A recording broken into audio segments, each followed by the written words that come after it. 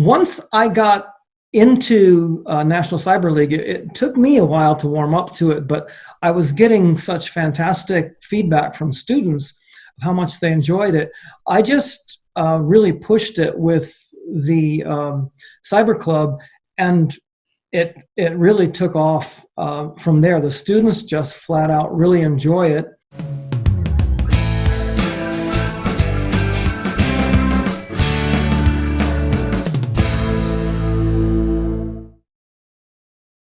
So the National Cyber League is really a environment and an experience where students get to apply what they learned in the classroom. And we are about bridging the gap from curriculum to career. So basically what this means is that in your classes, students are learning about various cybersecurity topics, and they're probably asking themselves, and probably asking you as well, how does this apply into the real world? What are the different ways that I can apply what I'm learning into a job? And so that's where NCL comes in.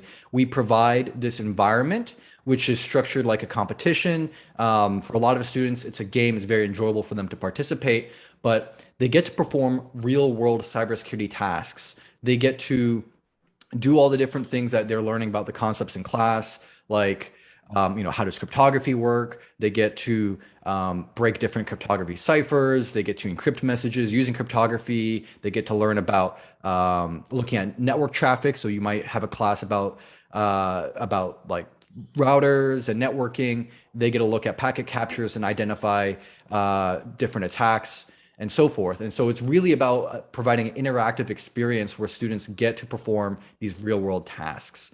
And with that comes along a community and resources. And so we have over 12,000 students who participate in NCL every single year.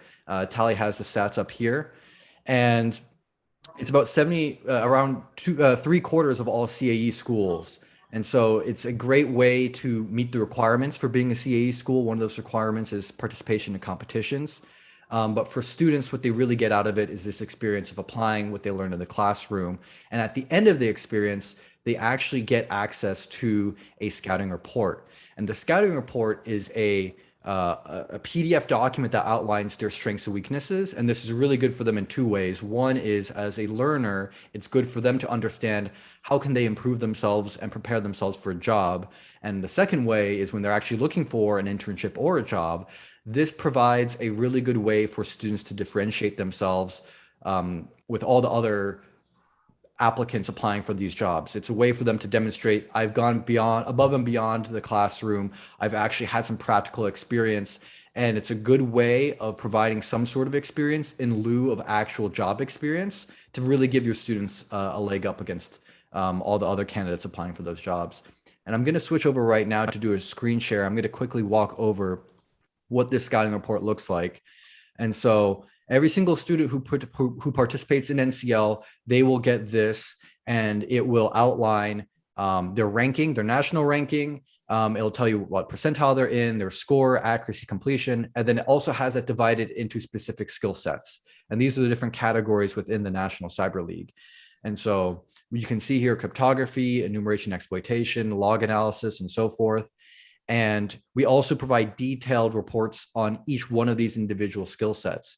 And so if you have a student who is doing the National Cyber League, they're interested in becoming a SOC analyst, they could go to the log analysis section, for example, and show this to an employer and show, hey, I'm ranked, this place, top 10% nationally. When they go through the interview process, the interviewer is probably going to ask, what type of experience do you have in this? This is the National Cyber League provides that discussion point where they can talk about their experience analyzing AWS logs and talking about what challenge they experienced and how did they overcome that challenge and solve the problems that we provided them. And so this is the real value in NCL, is to provide a very quick and easy way where you can add to your classroom a hands-on component, which you don't have to build. We have all the content for you, and it's providing these reports that your students can then use as a very good launch pad to go and get a job or an internship.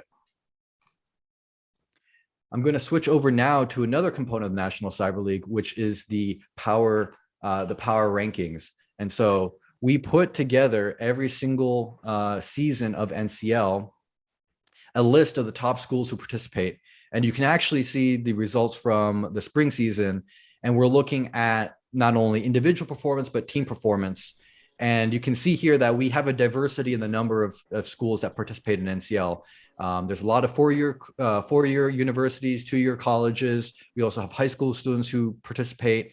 And every single season, it's new schools reaching the top every single time. And so we're really proud of the fact that NCL really provides an equal playing field where students, no matter what background they have, can demonstrate their abilities and can get these scouting reports, which they can use to go and get jobs. I'm going to switch now to the components of the NCL season. And you can actually access this if you're on the NCL website. On our homepage, there is a link which will give you all of the information about the season. So the nationalcyberleague.org website, that's where you'll go to get general information about the season. The registration information and the specific details are on the Cyber Skyline website when you click on that from the homepage.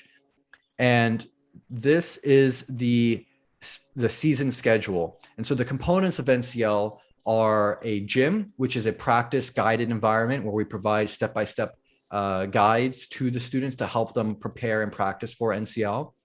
That is available for quite some time. You can see it's available from August to December. And so that's, that's almost 3 months. I think that might be over 3 months of access to all the different challenges. And they will have that available as practice. If they're going through the competition and they need assistance midway through, they can refer to the gym and look at those guides to help them. Or after the competition, they can go back to the gym and they can refer to, what did I miss? I want to learn about that. And they can continue using the gym even after the game, all the way till mid-December. The preseason is a practice game that we provide to all players, which is about 1 week long. It happens October 11th this season. And it's unlike the gym, where the gym has guides. The preseason is going to be a lot more like the actual game, where it has practice challenges without the answers, but it's a way for your students to practice going through experience. What is it like having to solve these challenges without the guides? After that, we have the individual game, which is a weekend long. It starts on a Friday afternoon Eastern, so 1 p.m. Eastern, all the way until 9 p.m. that following Sunday. So they get that full weekend. They can go in, go out. They can spend as much or as little time as they want. And in the individual game, they're specifically showing their individual performance, right? They go through that by themselves and they complete all these different challenges, and then they'll get that scouting report at the end of the individual game. Following the individual game, we have the team game, which is different challenges, but the same categories as the individual game. But unlike the individual game, you get to compete in teams of up to 7 players. And so this is a great way for your students to experience what it's like having to solve the challenges by themselves. And that's really good for their job interviews to provide that individual experience, but also on the team experience. That seems to be a fun way for students to engage, collaborate, and really put their brains together to solve these different challenges. And that's the entirety of this season. There's the practice gym, there's a preseason practice game, there's an individual game, which is a weekend long, and then there's a team game, which is another weekend long. And here are the different categories and the skills covered in NCL. There are 9 of them. So we cover open source intelligence, log analysis, network traffic analysis, cryptography, scanning, forensics, password cracking, enumeration exploitation, and web application security. And so the idea with NCL is that students get a very wide exposure to different cybersecurity skills and concepts. And so you can have a student who's coming in for the first time, not sure what their interest is in cybersecurity. It's a good way to get that initial kind of sampler of like, this is what's out there in cybersecurity, so that they can get that context and learn to specialize. Or you could have students who are specifically interested in being a SOC analyst, and they'll go do all of the network, the log analysis challenges and all the network traffic challenges. NCL is very open in the experience that students want to build for themselves. And so whether or not you're a beginner or you're more advanced, NCL has something to offer for you. And as an example of that, we build our content for beginners, intermediate, and advanced students. And I'll switch briefly into the stats of NCL. And Tali was showing this earlier, but you can see that we have a huge diversity of where all of our students are coming from. You have some high school students, you have 10% are master's students, most are getting a bachelor's degree, but you know, a quarter are getting their associate's degree. So there's a huge variety of different skills, and we build challenges to cater to all of those. And so in NCL, about 50% of the content is geared towards beginners. About 30% is geared towards more intermediate students, and 20% are geared towards more advanced students. And the idea is that you might have students coming in as freshmen and sophomores, learning about cybersecurity for the first time. They start going through and doing those beginner challenges, and then they'll work their way up as they become juniors and seniors. They'll be able to do more of those advanced challenges, and they get to track their own growth and performance over time. They'll get a new scouting report every single season, and they can see, this is how I did last year, this is how I did this year, and they can identify, all right, if I want a job as a SOC analyst, am I keeping up with those skills that are necessary for becoming a SOC analyst? And great opportunity to just learn all those different skills, to get the hands-on practice, and then and apply that in the real world. And I'll go into a demo actually showing you what that experience is like for a student. And I'm jumping straight into an NCL challenge. This is from a past season in the enumeration exploitation category. And the scenario for this challenge is having the user here, the student, identify malware from a bunch of different samples. And we're providing a live terminal environment for them to go about and do that. And so in this scenario, there's this malware. The malware has a string and it has a byte sequence. And it's the job of the student to identify which one of these which one of these samples matches this malware signature. And we suggest that they use this tool called Yara to assist them in the process. And in these challenges, we really start by building a foundation of knowledge. And so that very first question that we're asking is just a very foundational, fundamental question. How many different samples are provided? And so we have a live Linux environment here. If you have a student learning Linux for the first time, this is a great way for them to learn their Linux command line skills. You can see that there is a rule.yara file. There's also the samples folder. So the student would go in, they'll look at all the samples. The samples are listed from 0 to 99. That means there are 100 samples. The student would then go in and type in, there are 100 samples. And we do some natural language processing to be able to parse out the answer from their submission. And so you can see there, I typed in the words 100. The number 100 would also be satisfactory. If the answer was supposed to be 1,000, you could have 1,000 with the comma there, or you could do 1,000.00. All of those would get parsed out and marked as correct if that was the answer. And so we really try to build an environment where the students aren't fighting against the grading system.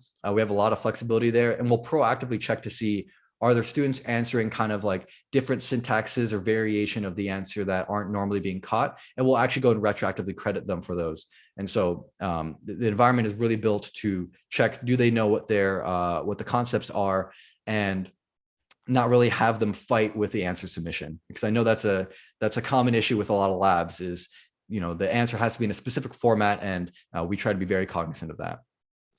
The next question here is, how many of the samples contain this string?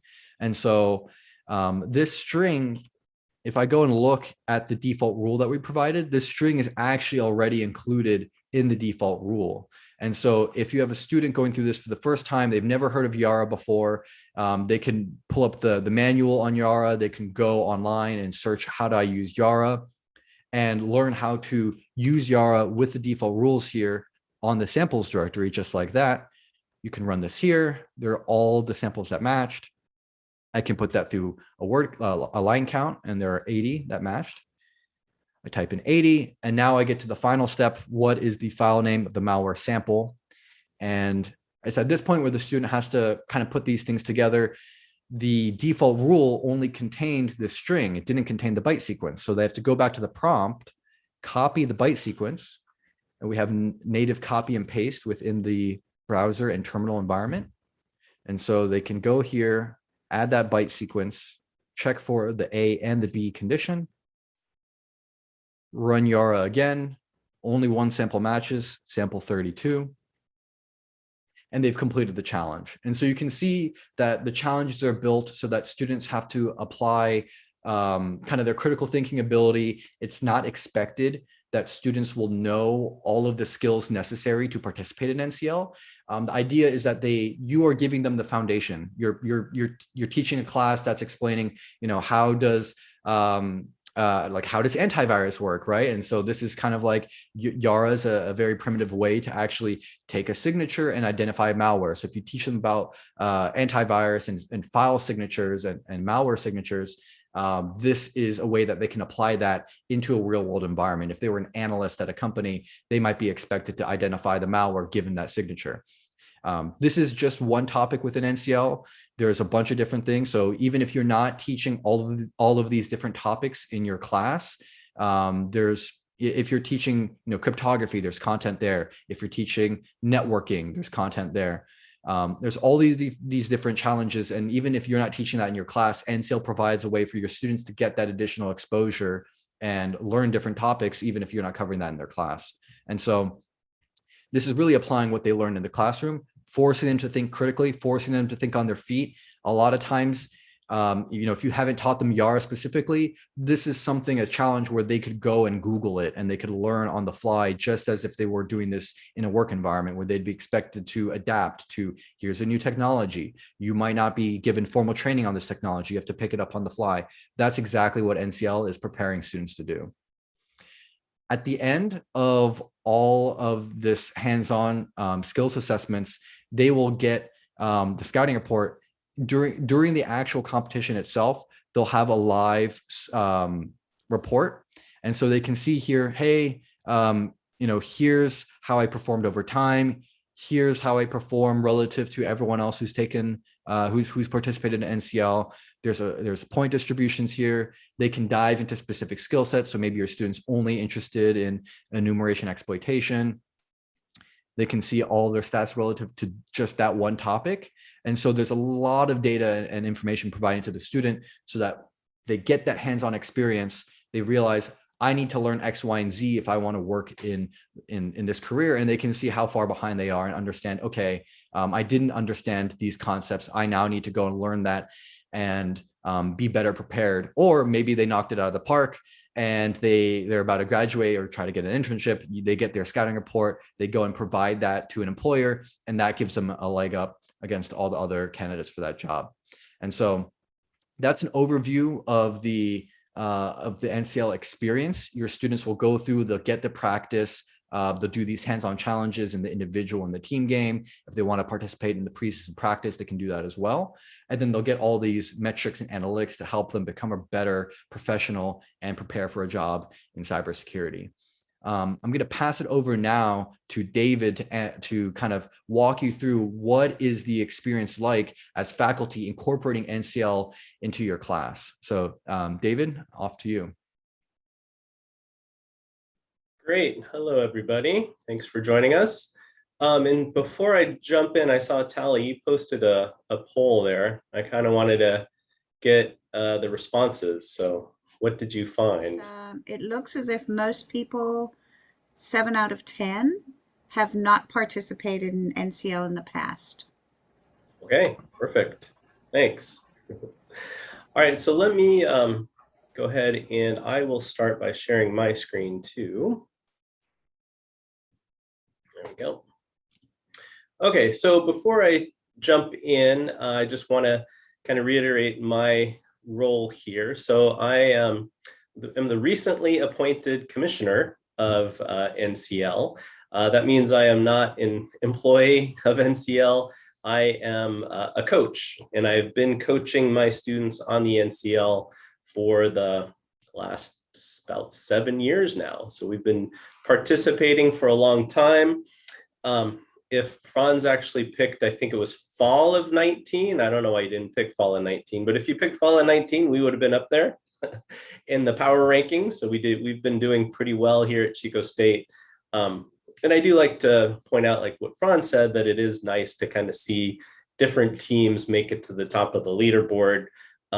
it does give my students incentive to keep trying harder to kind of keep making it to the top of the leaderboard. So why did I jump in and decide to have my students do NCL? And I kind of want to give you kind of a roadmap of how I started and where I'm at now. And so to answer the first question, I wanted to supplement the labs that I've been doing with in my intro to security class with something like a competition. I found that, my labs could go so deep, whatever I basically walk them through and whatever I set up for them to learn about security in terms of hands-on security practices. And I wanted to supplement that with something that could actually allow students to dive a lot deeper. And I found a competition, specifically NCL, that is almost limitless in terms of how deep students can dive into the material. As Franz pointed out, there is about, I think he said about 20% of the most difficult challenges are for advanced students. And if you do look at the game, there's really just a few students that actually finish and complete all of the challenges in a season, in a competition. And I think that's great, because that means that students can kind of, dive as deep as they want to keep learning about security and the security practices that I introduce them to in the class. So that's why I started it. In my class, I actually don't require a textbook. I almost feel like this is a supplemental textbook for the class. And I just kind of I will go through right now what my class looks like. So let me go an overview of what I'm going to do. So I'm going to show you what my class looks like, how I've incorporated NCL into the material. I also want to take some time to introduce you to a new manual that we've created just recently about how to incorporate NCL into course curriculum.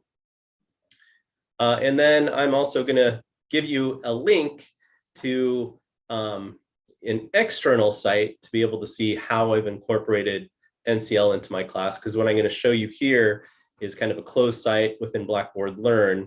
And this is an open site that just shows you how I've accomplished that. And then also I want to show you what some of my students have said about incorporating and using the NCL in the class. So I want to show you that feedback as well. So that's what I'm going to show you over the next 15 minutes or so. And as I'm going, I do encourage you to ask questions and stop me if you want me to talk more about a certain point that I'm going over. All right, so what my class has grown into, and the class that I'm showing you is my introduction to security class. The students that take this class tend to be juniors or seniors. And the university that I'm teaching this at is a four-year university. And the students that are taking this class are in the computer science department. So just to kind of give you a good idea of who this class is aimed for, specifically the one that I'm showing you here. All right, so the way that I've organized this is kind of a week-by-week approach. And what I did was, if you looked at the schedule that Franz has showed us, is that I try to back into the NCL itself. So according to my school schedule, the NCL practice starts week 7 of my semester. And then the week after that is the NCL preseason. So what I've attempted to do is to cover all of the particular categories in the NCL during weeks 1 through 6. And so we jump in and we go pretty darn quick. So what you can see is each of my weeks here actually correlate to one of the categories of the NCL: reconnaissance, vulnerabilities, Metasploit, cryptography, and so on. So that is the way that I've organized my classes. I try to make sure that I talk about each of the categories prior to them taking on the NCL, so that they at least have some good background and a good place to get started. So that's the internal site. Let me switch to the external site, because this is something that you all will have access to, and there'll be a link to this site in this manual that I'll show you in a minute. But here is my external site that you can all get back to. And this is a prettier site. It's not the Blackboard that maybe some people are familiar with. So the first week, what I do is I cover Kali Linux. And the reason for that is because there are some great tools that students will want to be familiar with to be very successful in the NCL. It doesn't mean that they have to have Kali Linux to compete in NCL, but I do believe that some of the tools that are included in Kali are great tools to learn for security. And the NCL is a great way to practice those tools, using those tools. So I have used Kali. What I have done at my school is I was fortunate to get a server, and on that server I'm running VMware ESXi. So I'm actually able to host the students' Kali instances on my server. So they don't have to install anything on their computer. They just go through a web browser, and you can see here, they go to infosec.cuchico.edu, and that brings up their own Kali instance. So if you're fortunate enough to be able to do something like that, I found that is a great way to get students started. Again, that's not something they need. They could just install Kali a Kali Linux instance within VMware if they wanted to, or they could do a dual boot and many other solutions. That's just what I happen to do. Franz also mentioned practicing their Linux skills. So if students haven't had any Linux introduction at all, I start them off as one of the labs with a over the wire challenge, which is a great way for them to practice and learn more of those Linux skills and the Linux commands like grep and all those powerful Linux commands, which will come in handy within the NCL. It also goes over some of the basics, so like what Franz was showing is changing directories and doing NLS. It goes over all that as well. So this is a tool I use, again, to just prepare them to have some of the basic knowledge to jump into the NCL. I go over cryptography in week 2. I have some sample slides here for you. I go over some tools that are included in Kali, like John the Ripper and Hashcat. So I created some labs on that. And what I should mention right now is that some of these labs that I have included in here are actually labs that are on the NCL Gym. So what Franz had talked about was like the whole NCL competition itself is broken up into many different sections. One section is the gym, and that gym has some great walkthroughs of how to use some of the tools and how to accomplish some of the tasks. So like what he was demonstrating, there could possibly be in the gym like a walkthrough for that particular tool. So I have, instead of like recreate some of my own labs, I've actually been relying on the NCL Gym for my lab. So I actually assign particular tasks in the NCL Gym for them to do as one of my labs. And the nice thing about that in the NCL Gym is that it, like I said, it has the walkthrough, plus it also gets them familiar with the environment because it looks exactly like what Franz showed us in terms of the questions and then being able to type in their answers. So that is a lot of my material for them to prepare for NCL, is actually using some of the gym pieces. I go over log analysis with Splunk, network traffic. Obviously, I spent a lot of time on Wireshark, but again, there is a piece of the NCL Gym that has them practice with Wireshark, and so on. So this is kind of my week by week approach and the tools that I cover in class, all leading up to kind of the week 7 that you saw there for them to start participating in the NCL. So let me pause right there before I move on to the next section. Are there any questions about how I have structured my class for my students to succeed in NCL?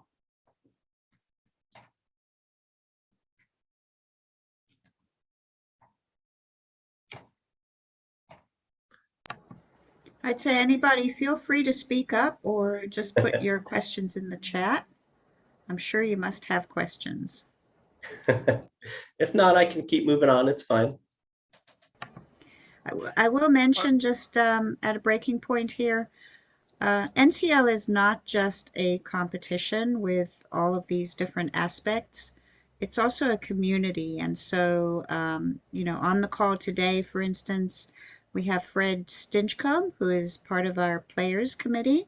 And we have a coaches community as well, which meets every month. So you can often, you know, ask questions with your peer group and really get a good sense of sharing. We also have a Slack channel that the players participate in during the season. So I'll just add that as an aside. And back to you, David. Yeah, So I've got a question. Oh, go ahead. Now, I hope it's not a gotcha. I mean, I use NC as, you know, a player ambassador, or an emeritus one anyway, when I help out. Grading. I struggle with how you grade the competition side of it. The gym's easy to grade because you can do it. The answers are there. How do you grade the actual individual, the pre-season, the actual season, and the team, if you grade the team? Perfect segue. Thank you so much for that. Almost a layup. I appreciate it. So yes, that has been a question. How do you grade? And so what we did here in the manual, and let me back up just so everyone can see how to get to this the manual. So if you go to the National Cyber League site, so nationalcyberleague.org, you can go over here to resources, go to coaches, and down here is the manual that I'm looking at right now. So if you wanted to follow along or go back to that later, that is the link to this manual. So let me kind of jump down. We don't have to go through this sequentially. We don't have enough time to, but let me go down to the question about grading. And one thing that I should mention about this document is we have been creating it as part of the coaches committee. So there are several participants in the coaches committee, like Tally mentioned. So this is kind of a living document. We are changing it and adding to it as we go. And if you have any comments, that'd be great. We appreciate comments to add to this if necessary. But here's what I do. So right here, I assign a grade based upon the class average. And I've been doing that since the beginning. I've used many different approaches to do that because students want their grade to be fair. So I've kind of gone back and forth in terms of massaging this, but overall what I've had is the grade is based upon the class average in each of the competitions. So preseason, I get my class average and I grade according to that. Regular season, the same. And then the team game is a little bit different. So I'll mention that at the end. So how do I do it? Well, if the student gets the average grade, I actually am being a little generous here and I give them an 85% or, a solid B for the preseason / the regular season. Says some instructors have found the class been about the same average over seasons. So I've been lucky enough to be participating in this for, over 6 years now. So what, over 12 seasons, well, maybe almost 12 seasons. So what I have found is my students kind of my students average stays about the same. So what I've been able to do is find out what I expect the class average to be and just announce that ahead of time. So what I found for my class is for both the preseason and the regular season, they usually average about 1,000 points. So now that I've participated so many years, I can actually just tell them ahead of time is, hey, class average is going to be 1,000 points. And I learned that just based upon all the different years that they have been participating, and I've just seen that be the average. A couple things to note is what I started doing with the class average was a running class average. So that average changed while they were participating in the preseason, and students didn't necessarily like that. They felt like they were constantly chasing the class average. So what I did was I actually put, at one point in time before I had what I knew the class average to be, I kind of set a cutoff time of like Sunday morning, I'm going to lock the class average in, and that's what they need to aim for. So that might be an approach to take if you're still trying to figure out what the class average is going to be. I wouldn't leave it up until the very end and announce afterwards and say, hey, this was the class average. Because I did get a lot of comments from students saying, hey, I don't like chasing that. Does that answer your question? Yeah. Yeah, that for me, that's a great way of doing it. I did it. I've tried a couple of different ways, like, giving them like 5 points per question answered, because then that allows them to tailor, like, I just cannot stand reverse engineering, so I'm going to go through OSINT and I'm just going to grab points there. But that works the same as you really with your running average. So it doesn't matter where you get points, you just grab points. But yeah, I will probably attempt this in my the next season. To be honest, Great. That looks really good. Okay, well, thanks for the question. And as you can see, there were a couple other approaches that other coaches have taken, so you can read through those. One that I would like to point out is that one instructor decided to set up a discussion board, and the students just got points by at the end discussing and posting a write-up of how they solved the challenges. And I thought that was an interesting way to go as well. So kind of that is more of like an effort-based one.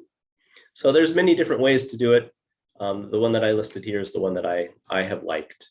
So we're kind of running a little short on time, so I won't go into all of these different pieces, but I should mention a few things here. Like, here's our general information. Go to nationalcyberleague.org. Here's registration and details. And then if any questions come up, this is the new email address, ncl@cyberskyline.com. And so I would encourage you to, read through this manual, because we have been working on it, and it is from coaches who've had success incorporating NCL into their class. Now, if you're going to start NCL for fall, well, my fall semester starts next week. So I don't know if you want to go through and redesign your whole curriculum in a week. So one good, easy on-ramp for students to at least start participating in NCL is maybe offer it as extra credit. So maybe say, hey, students, if you want some extra credit for the security class, go do NCL, and maybe you can, figure out how to grade that with maybe with a write-up or with certain points. But that might be the easiest on-ramp for those of you who have not done NCL in the class. You could just have them do that as extra credit, and then maybe you could discuss with them NCL and see how it went, and then learn from there of how to then incorporate it into your class. So the last thing that I didn't talk about was grading for the team game. And I do want to talk about the team game real quick, just because I feel like it is an invaluable piece to the whole competition. Because what happens in the team game is the students can actually then work together and learn from each other.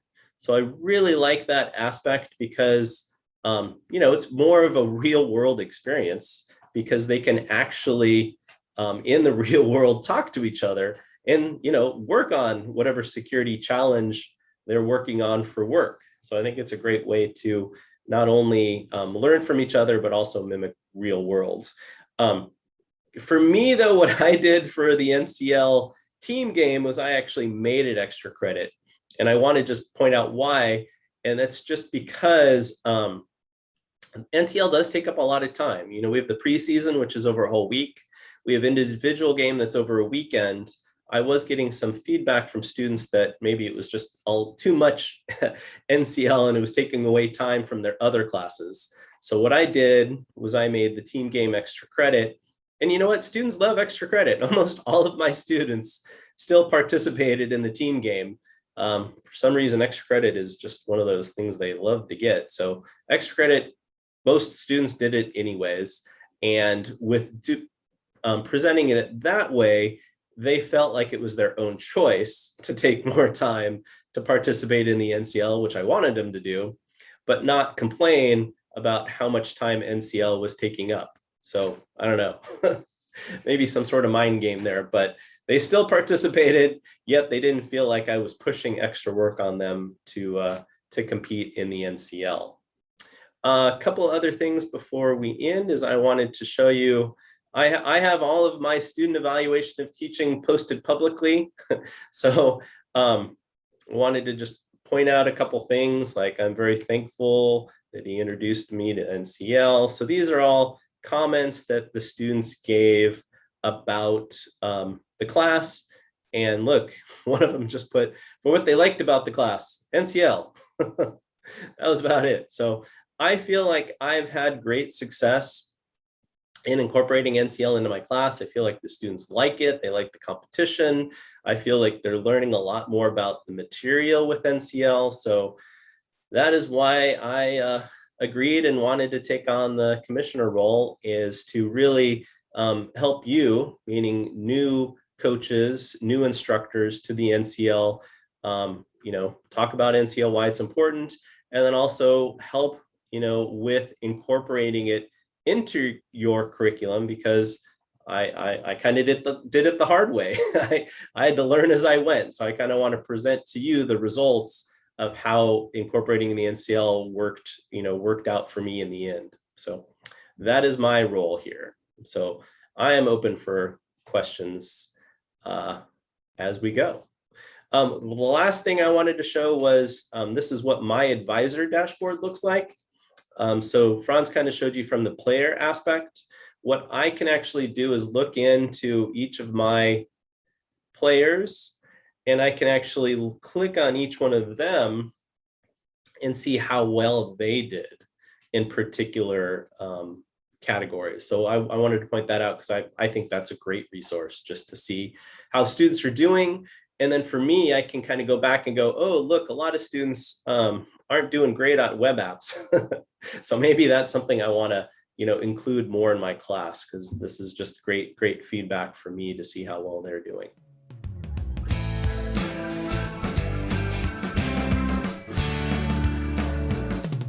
The classes are classical music.